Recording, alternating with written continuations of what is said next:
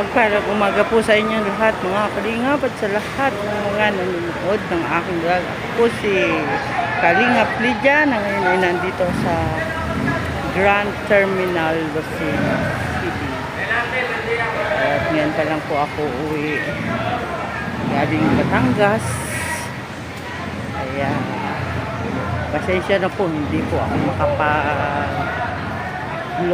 Wala po load ng mahigit na 2 linggo. Kasi nga po, ayan, uwi po ako sa aking mga in-laws noong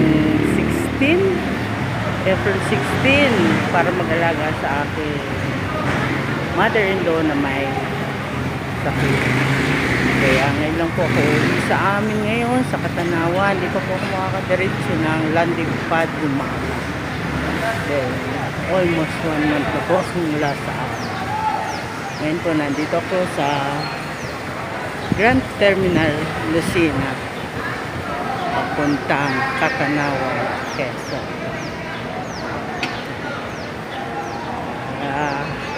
Mga kalingap, pagpasensya ko rin nyo kung ngayon lang ulit ako nakapag-vlog. At ito po ay dito pa talaga sa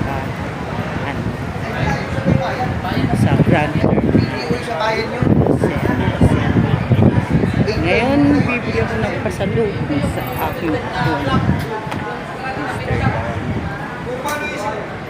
Shout out sa mga shout out sa mga taga Mr. Dona. Yan. Yan. Si Kuya. Kuya, ako pabili ng pasalubong sa aking shout out girlfriend. Mayan. Kasi mga siya sa Dilaw. Oo. Panurin mo ako sa makikita kita. Sa kay Kalingap. Kalingap Lydia. Yan. Yan, charity vloggers po ng Kalingap under Kuya Bal Santos Matubang. Shout out po sa mga Lusinahin. Yan, Lusinahin. Ayan. Ayan, bibili ako ng kay Kuya. Nahiya ko si Kuya, bibili naman ako ng Mr. Donut. Pinatapay. Oo, ganun talaga. O, ayan. Mga Kalingap, dito po ako ngayon sa Mr. Donut. Ayan. At bibilhan ko na pasalubong ang aking mamaya po ulit. Hanggang sa muli.